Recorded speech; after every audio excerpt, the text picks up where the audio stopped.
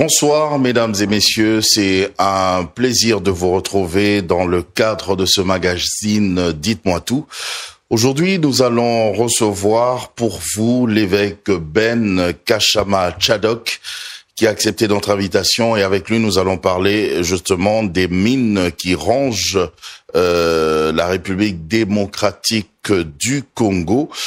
Depuis un temps, l'évêque n'est plus ici à Kinshasa, mais dès qu'il est arrivé, il a accepté notre invitation.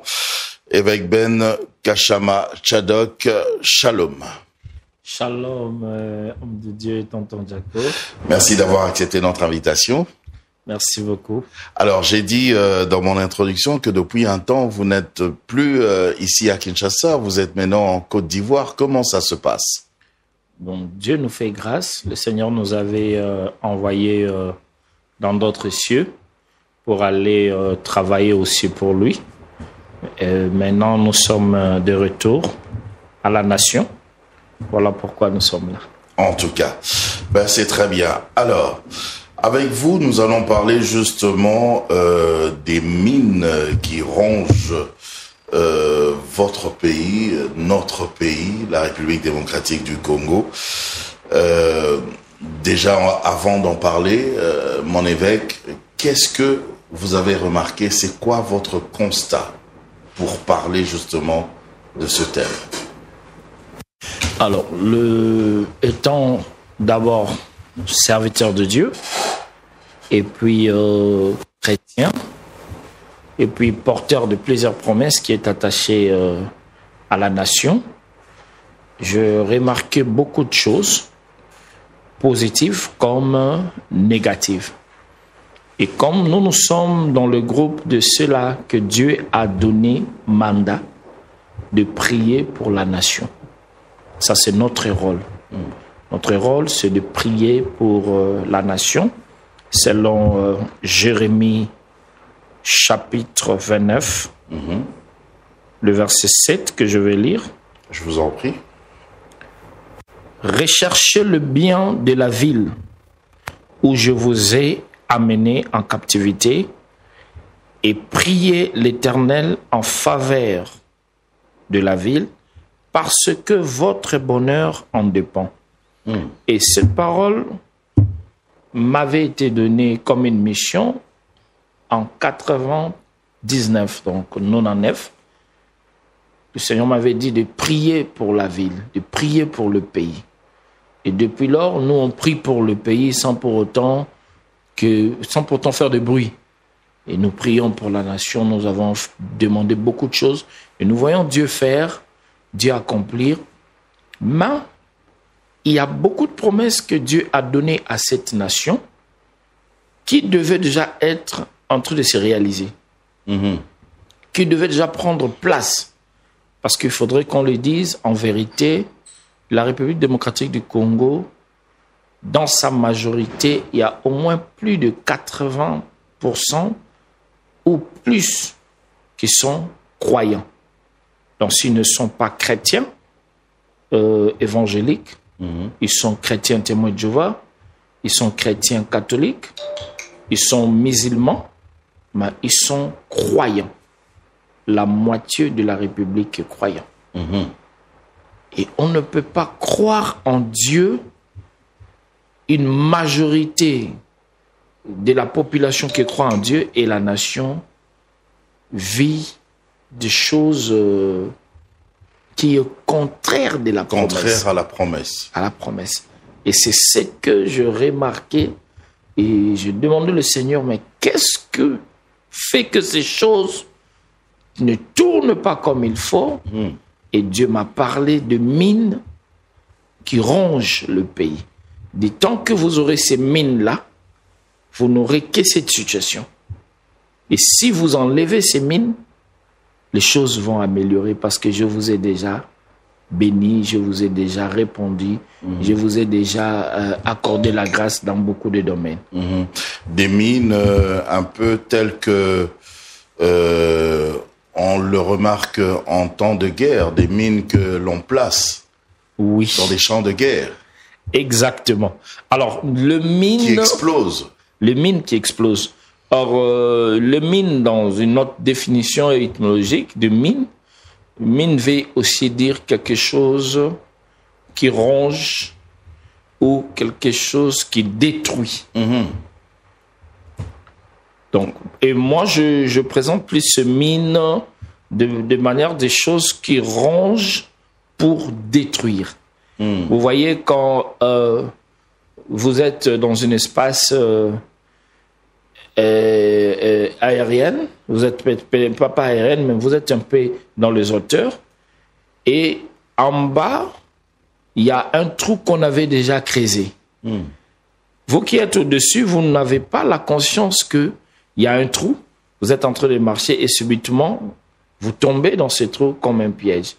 Et c'est ce genre de mine qui se passe dans le pays et que nous qui sommes serviteurs de Dieu devons prier et prêcher aussi pour que le comportement et la mentalité des gens changent pour que la nation se développe. Puisque vous en parlez, vous êtes serviteur de Dieu, vous êtes évêque, vous êtes Tchadok. Oui. Un peu comme Tchadok qui a cette mission d'établir les rois. Voilà. Si vous dites des choses comme ça, c'est-à-dire que c'est vraiment l'ainsi dit l'Éternel. Alors, si ce n'est pas un secret, puisque c'est Dieu qui vous l'a dit, on peut connaître ces mines, justement, qui rongent je vais dire, l'évolution même de la RDC.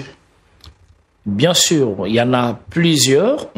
Mais j'avais... on va prendre quelques-unes. Quelques-unes parce que nous sommes à la télé. Mais nous allons commencer par lire Joël chapitre 1er.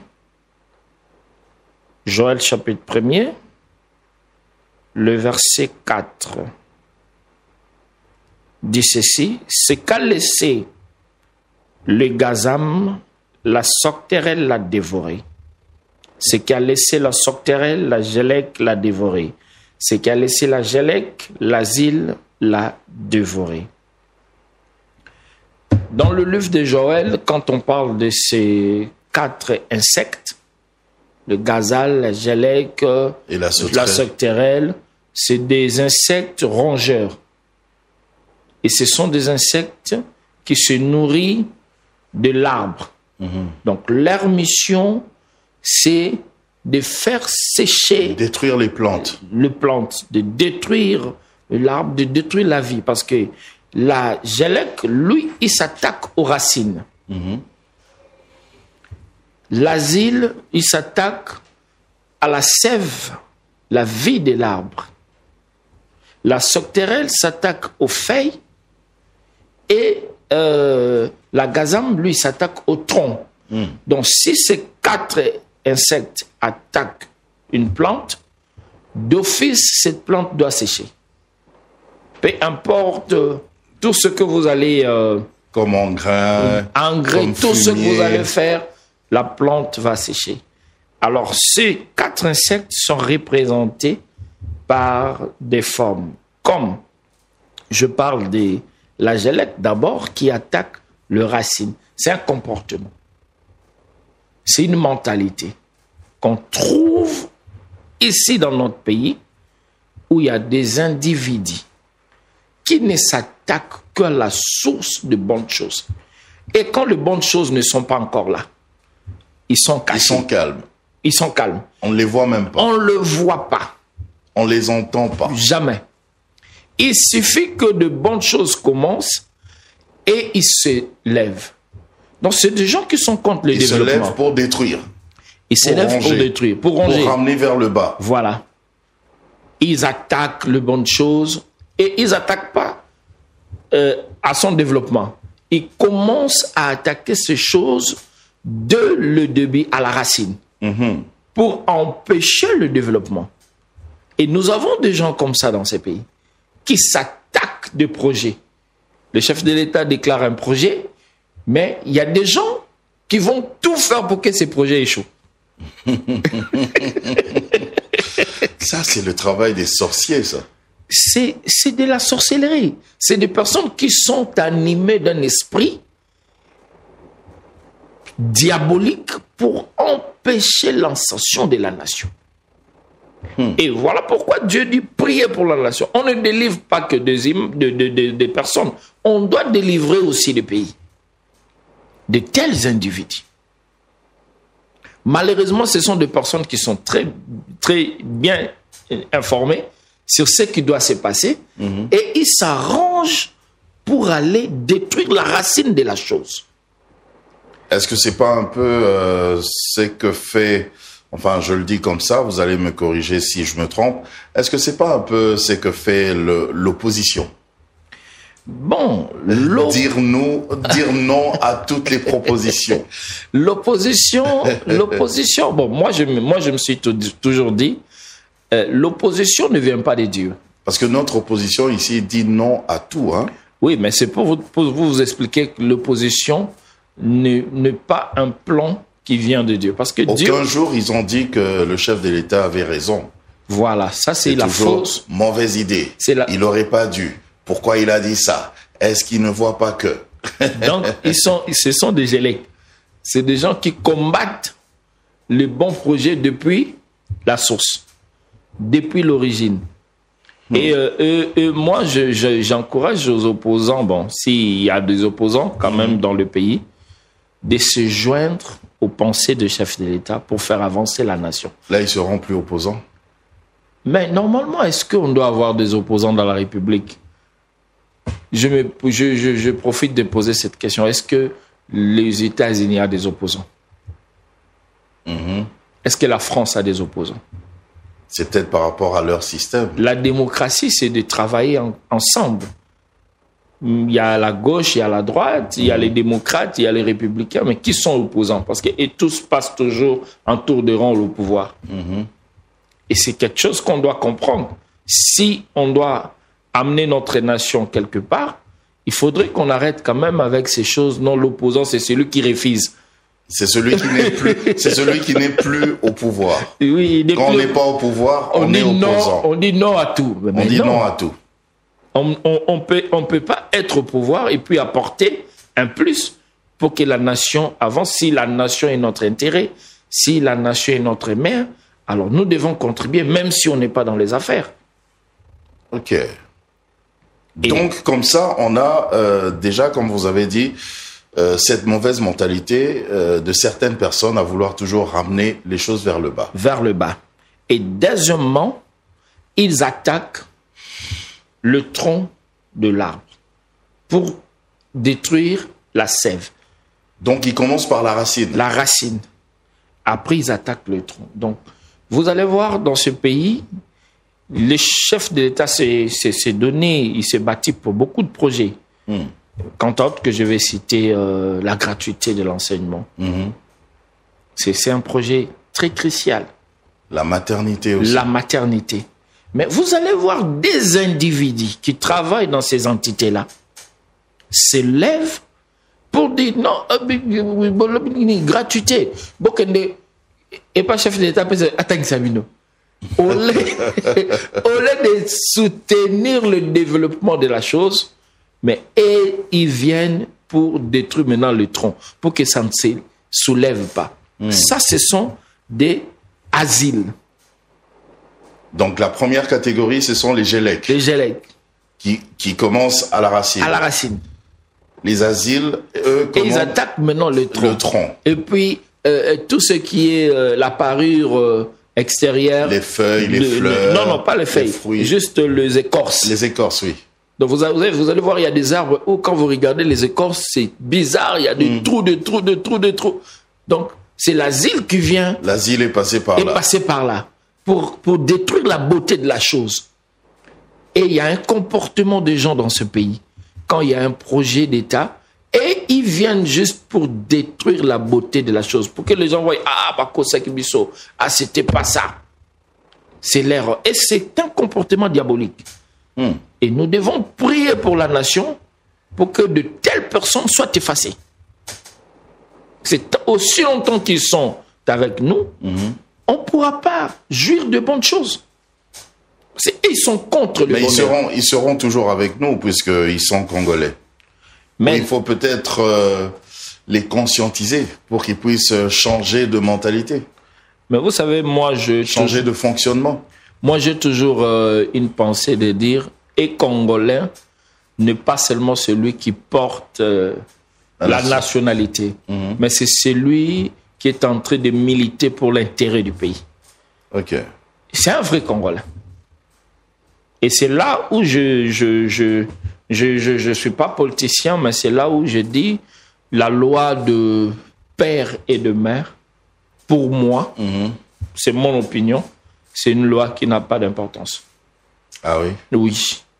Parce que quelqu'un ne peut pas être né de père congolais ni de mère congolais, mais il a l'amour du Congo plus que celui qui est né de père et de mère. Qui est maintenant vrai Congolais? C'est celui qui aime le pays ou celui qui porte le père et la mère? C'est un peu comme, on dirait, qui est le frère de Jésus? C'est celui qui fait la volonté de son père. Exact. Pas seulement celui qui est de père et de mère. De père et de mère avec Jésus. Voilà, même. Ça, c'est la bonne réponse qu'il faut. Ça, c'est la bonne réponse qu'il faut. Et dans la troisième catégorie, nous avons maintenant les sauterelles.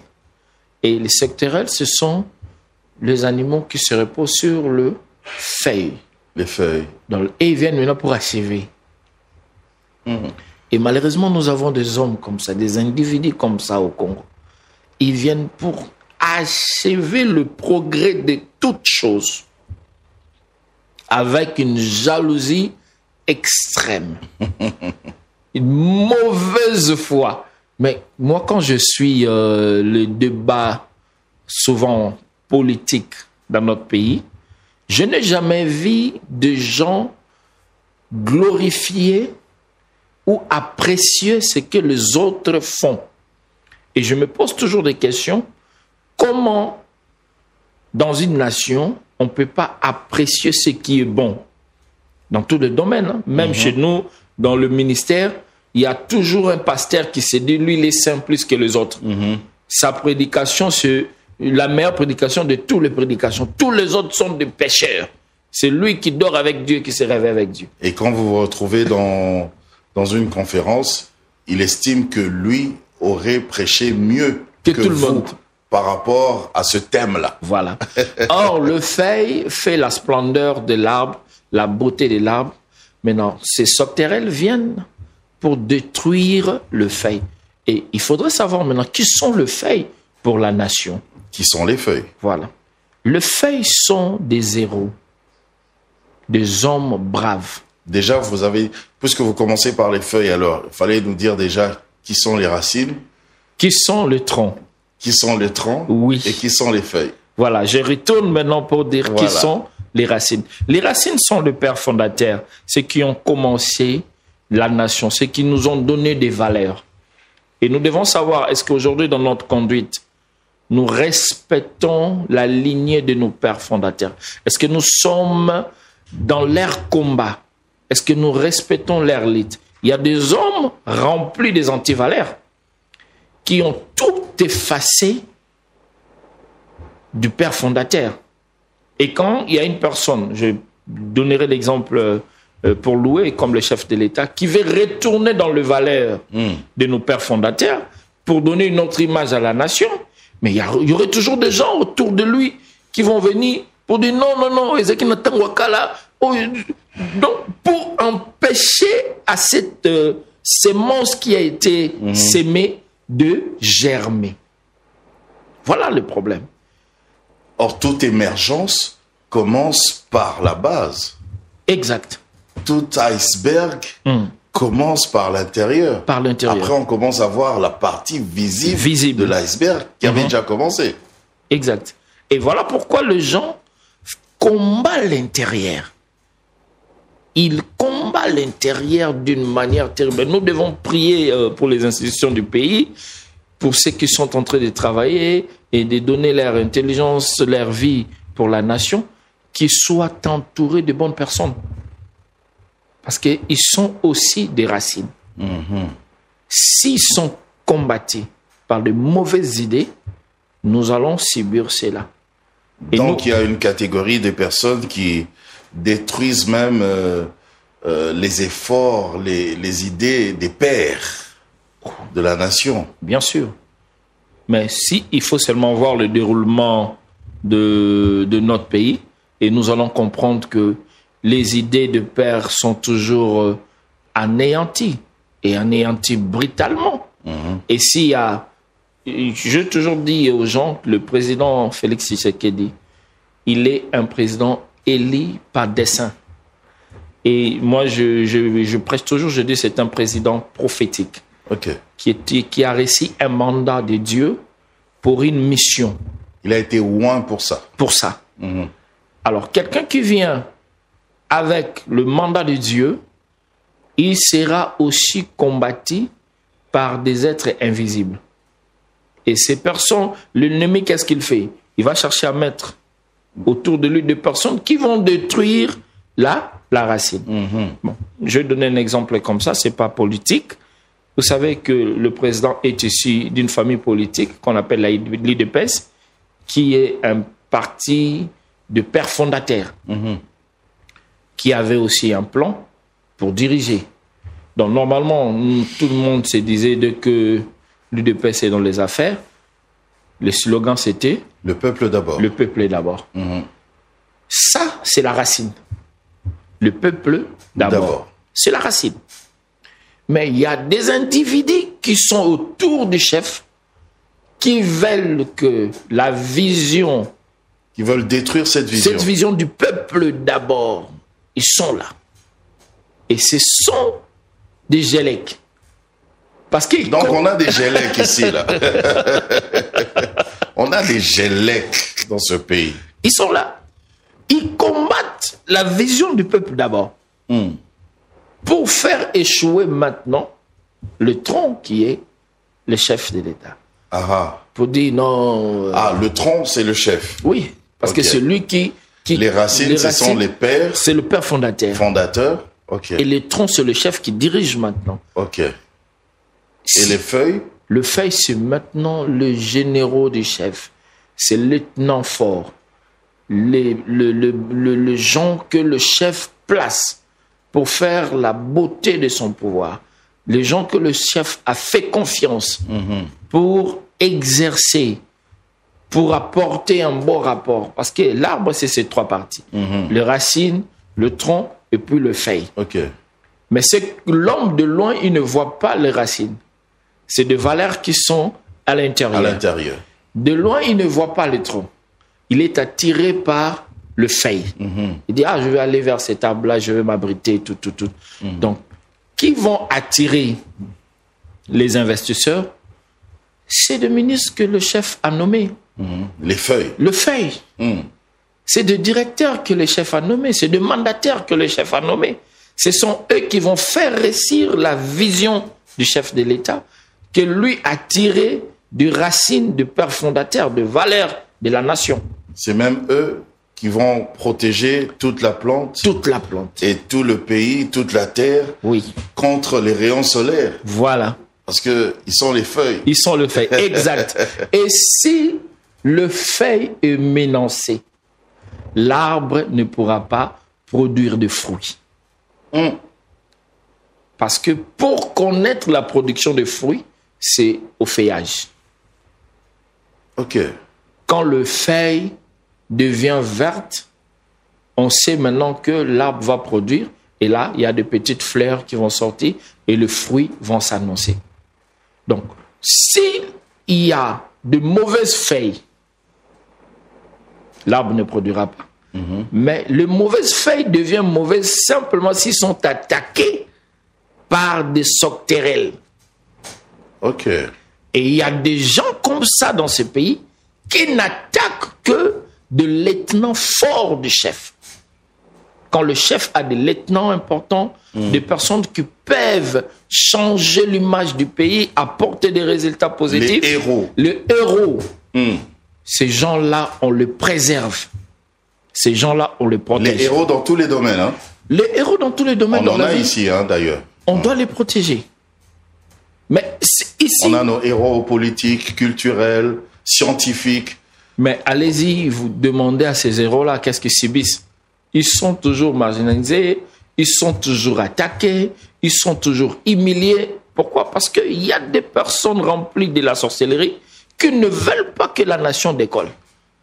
Et quand la nation a donné de bons feuillages, de bonnes personnes, ils viennent maintenant comme des sauterelles. Pour commencer à ranger. À ranger les feuilles, à ranger leur image, à salir leurs témoignages. Si vous me permettez, je pourrais citer quelques héros. Je vous en prie. Je vais parler d'un monsieur que je vis, qu'on l'a attaqué de partout. Et je me suis posé des questions, mais pourquoi cet homme est attaqué de tout le monde? Qu'est-ce qu'il a fait du mal? Et la seule chose qu'on dit, il a détourné les deniers publics. Il a volé l'argent de l'État. Je parle de l'excellence Nicolas Kazadi, le ministre honoraire de Finances. Il a volé. Bon, moi, je me suis dit, ben, dans Nicolas Kazadi, nous avons connu beaucoup de changements. Comme quoi? Voilà. Il rentre dans les affaires, il trouve le budget de l'État, les recettes de l'État à 7 milliards. Le même année, il augmente les recettes à 18 milliards. Est-ce que quelqu'un qui vient voler peut-il augmenter ou il doit soustraire? Ça, c'est quelque chose. Et en 2021, il est sorti meilleur ministre des Finances d'Afrique. Je pense que si on peut lui donner ce titre de meilleur ministre des Finances, c'est parce qu'il avait atteint de limites que ses prédécesseurs n'ont pas pu y arriver. Dans sa gestion, bien sûr. Mais une telle personne, il a fait à épauger... le président même a fait mention de ça, que depuis 1960, on n'a jamais été crédible à la FMI. C'est par le pouvoir du président Félix Antoine Tshilombo et par son ministre des Finances, Nicolas Kazadi, que le Congo était devenu un pays crédible. Au niveau du FMI. Au niveau du FMI. Et une telle personne, c'est un héros. C'est un héros. Il a été 3 fois nommé, qu'est-ce qu'on peut dire? Les récompenses qu'on donne là, comment on dit? Gratifié, nominé ou gratifié, meilleur ministre, deuxième meilleur ministre d'Afrique.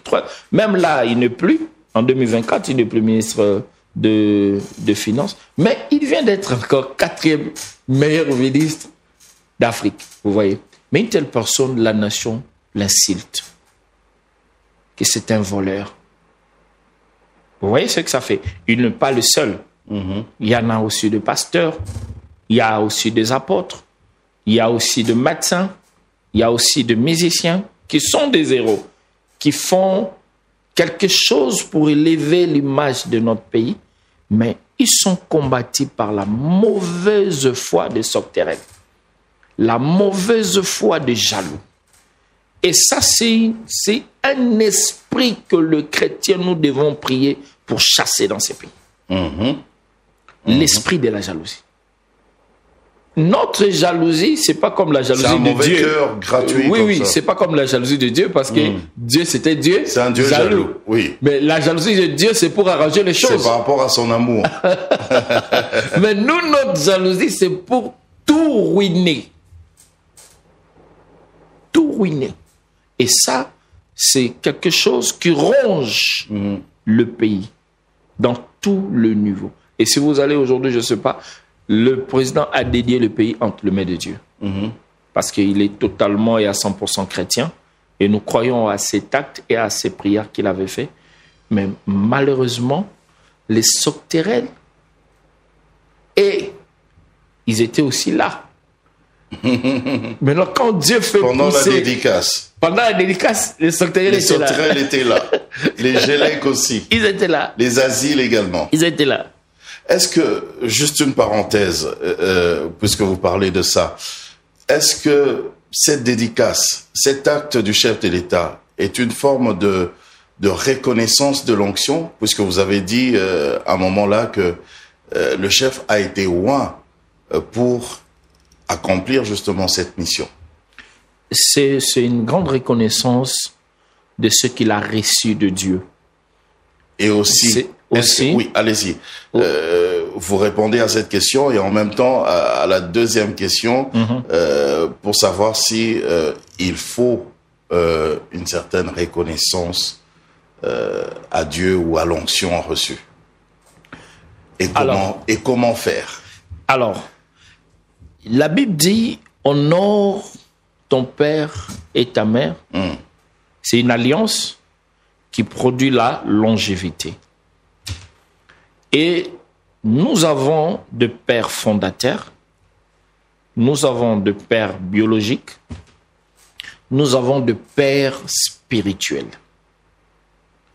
Alors, quand la Bible dit « honore ton père », ça veut dire si tu honores le père biologique, il y a une longévité de la vie biologique. Donc, la vie que tu as héritée de ton père, c'est ta vie charnelle. Oui. Dieu t'ajoute de nombreux jours. Afin que tu vives longtemps. Voilà. Le commandement avec une promesse. Voilà. Le seul d'ailleurs. Le seul. Maintenant, si tu honores le père fondateur peut-être d'une loi, c'est une façon de donner une longue vie par rapport aux effets de cette loi. Et si tu honores le père spirituel, tu honores l'onction qui t'a établi. Donc, tu feras aussi une longue durée sur ces fonctions. C'est qui le père spirituel alors? Qui est-ce qu'on peut considérer comme père spirituel? Le père spirituel, c'est celui qui vous a engendré par un don. Parce que ça aussi, ça commence à poser polémique. Hein. Les gens, certains hommes de Dieu estiment que on ne devrait pas avoir justement des pères spirituels, mais plutôt des pères dans la foi. Mais ils sont dans la même, en fait, dans la même logique. Parce qu'ils disent que le père spirituel, c'est que Dieu. Non, mais c'est faux. Parce que c'est lui seul qui est esprit et qui peut engendrer quelqu'un par l'esprit. Je vais répondre à cette question à tous les hommes de Dieu qui me suivent. Dieu dit à Moïse, je prendrai l'esprit qui est en toi. Je le mettrai à Aaron et ses fils. Quel est l'esprit qui était en Moïse? Parce que c'était Dieu, esprit, qui parlait. Quel est l'esprit qui était en Moïse, qui lui voulait se servir pour donner naissance à Aaron spirituellement? Parce qu'il pouvait dire, je mettrai de mon esprit à Moïse, comme je te donne l'esprit, mais il dit, je prendrai l'esprit qui est en toi, je vais le mettre à Aaron, et Aaron sera ton prophète. Bah, l'esprit de Dieu qui est en lui. L'esprit de Dieu qui est en lui. Mais pourquoi Dieu passe d'abord par le corps de Moïse pour donner naissance à Aaron? Parce que les deux sont ses créatures. Parce que dans l'homme, c'est l'esprit.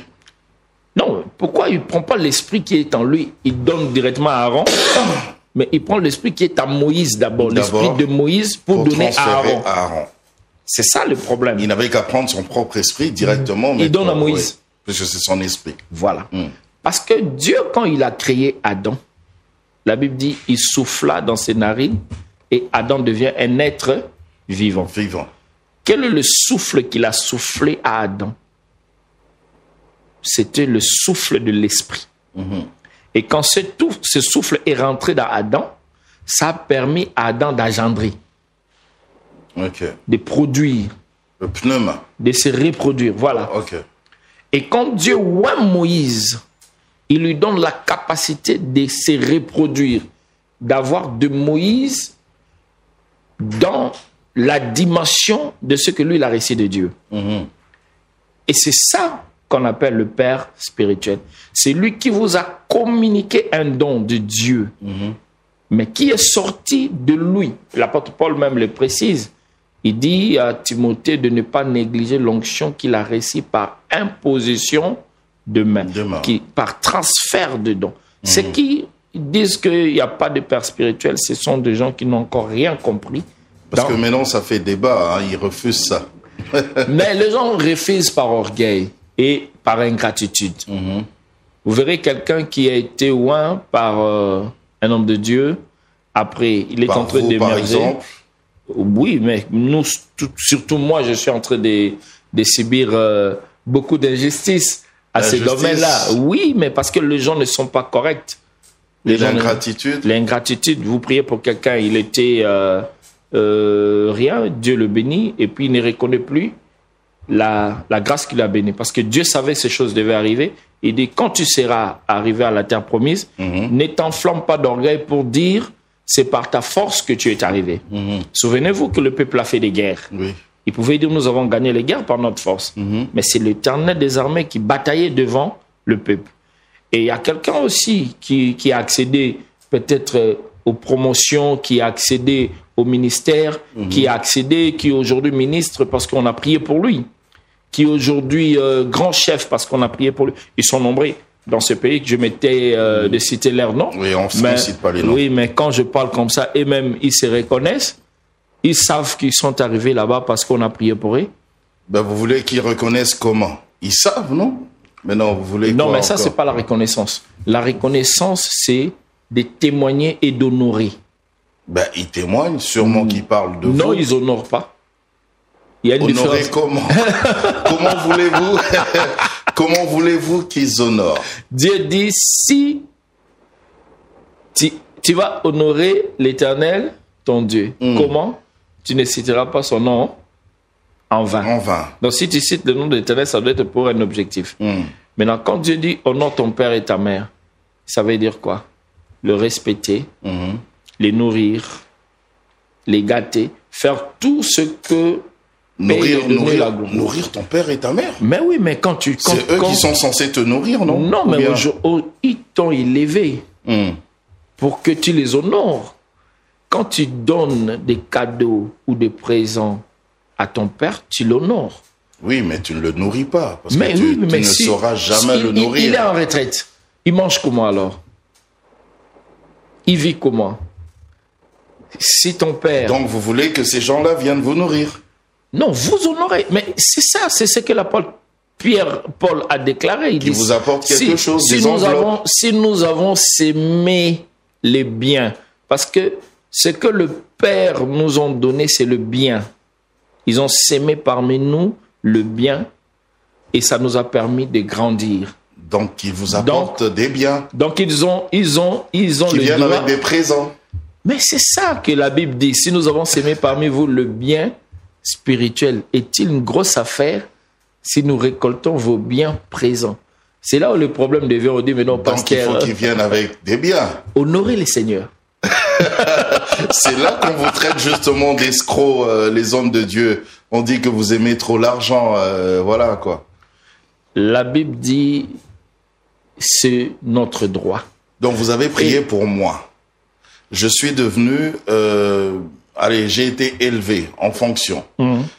Et puis je dois retourner vers vous avec des présents. C'est mon droit. Et c'est un droit. C'est un droit. C'est un droit. Ce n'est même pas... Vous allez vous faire canarder là à la Oui, télévision, les gens. mais je suis en train de le dire. Ce n'est même pas un acte de miséricorde. C'est un droit qui me revient. Parce que l'acte que je posais sur vous, c'est donc qui a été libéré. L'ange de Dieu qui est venu, qui a quitté mon corps pour rentrer dans votre existence, Dieu m'a donné cette grâce Gratuitement. Mais je viens. Gratuitement. Mais quand Vous avez reçu gratuitement, vous donnez aussi gratuitement. Mais qu'est-ce qu'on a reçu gratuitement? D'abord, c'est ça qu'il faut Déjà, savoir. le fait même que vous ayez cette onction-là, que Dieu puisse mettre ça en vous, cette onction d'établir justement des rois, vous l'avez reçu gratuitement. Non, mais moi, je dirais non. Pourquoi je dirais non? Quand les gens disent, vous avez reçu gratuitement, donnez gratuitement. Donnez gratuitement. Alors, quand on donne gratuitement, Mais qu'est-ce on qu'on a s'attend à rien. reçu gratuitement? Vous parlez de droit. Qu'est-ce qu'on a reçu gratuitement? C'est L'onction écrit. de Dieu. Non, la Bible ne parle pas que l'onction a été donnée gratuitement. Il est écrit, mais le don gratuit de Dieu, c'est la vie éternelle. Ouais, mais le pouvoir que vous avez, le pouvoir que vous avez là, c'est pas donné à tout le monde, c'est pas donné à monsieur lambda. Maintenant, en parlant d'onction, vous vraiment vous l'avez en tant que sacrificateur, souverain sacrificateur. En parlant d'onction, l'onction veut dire oindre. Et pour oindre, il y a des rites, il y a des cérémonies, il y a des effets. Et la plus facile, on prend d'abord l'huile. Pour avoir l'huile, qui est la substance pour faire l'acte de communiquer l'onction à quelqu'un, on l'achète. Et c'est pas cher du tout. Non, mais je vous assure qu'il y a des huiles qui coûtent $10,000. Mais non, qu'est-ce que vous racontez? Il y a des huiles. Les gens, ils vont s'énerver. Il y a des huiles qui coûtent $1 million. Mais c'est quoi cette huile qui coûte $1 million? Qu'est-ce que vous racontez là, mon évêque? Mais je vais vous donner un exemple. Très sérieusement, il y a des huiles qui coûtent $10,000. Mais je vous donne un exemple simple. C'est quelle huile, ça? Croyez-vous que l'huile qu'on achète à 5 000 francs dans un supermarché à côté peut communiquer à une personne la royauté? Ben oui. Non, c'est faux. L'huile, c'est l'huile. Non, c'est faux. Pour composer l'onction, Dieu dit à Moïse, voilà ce que tu auras. Tu me trouveras le meilleur des cinnamons, le meilleur des roseaux aromatiques, le meilleur de myrrhe, le meilleur des olives, le meilleur des nards. Et tu feras selon l'art du parfumeur l'huile d'onction. C'était exceptionnel. Qu'on avait dit à Moïse. Mais c'est ça l'huile d'onction. Et vous pensez vraiment que vous pensez vraiment que l'huile avec laquelle Samuel, le prophète, avait oint David coûtait aussi cher? C'était peut-être une huile, c'est une huile. Ça serait peut-être trop cher même. Mais il faut d'abord savoir qu'est-ce qui a coûté à Samuel. Ouais. Pour prendre l'huile et aller consacrer David. D'abord, avant de le consacrer, Dieu exige que ça soit autour d'un sacrifice. Mais nous, aujourd'hui, nous prions pour les gens, même pas autour du sacrifice. Et des gens deviennent des rois aussi. Pas autour des sacrifices. Donc, en fait, nous sommes... pas de problème. Donc, en fait, nous sommes en train de prendre des risques. Et Dieu répond parce qu'il est avec vous. Et une telle personne, tu as pris des risques pour lui. Tu as même prié pour lui, pas autour du sacrifice. Dieu le bénit, c'est le premier qui va insulter l'Église. C'est de la reconnaissance, c'est de la méchanceté. Là, c'est pas bien. Or, de telles personnes devaient être à l'église, devaient être reconnaissants. Et venir avec des enveloppes. Venir avec des enveloppes, avec des bonnes offrandes. 50 000, 100 000 $. Pourquoi pas construire même des cathédrales. Et souvent, quand ils viennent, moi, il y a quelqu'un que j'ai prié pour lui dans ces pays, qui est devenu un grand monsieur, qui a un très grand nom, je ne vais pas citer son nom, un très, très grand nom, il est très influent.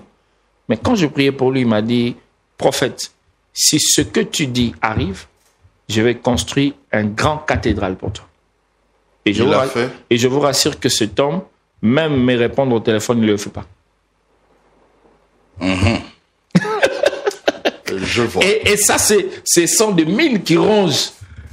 Et si on décide de ne plus prier pour les gens, mais comme il y a toujours de bonnes personnes, il y a toujours des enfants de Dieu. Si vous décidez de ne plus prier pour les gens, ils vont prier eux-mêmes, ils vont prier tout seuls et Dieu va exaucer.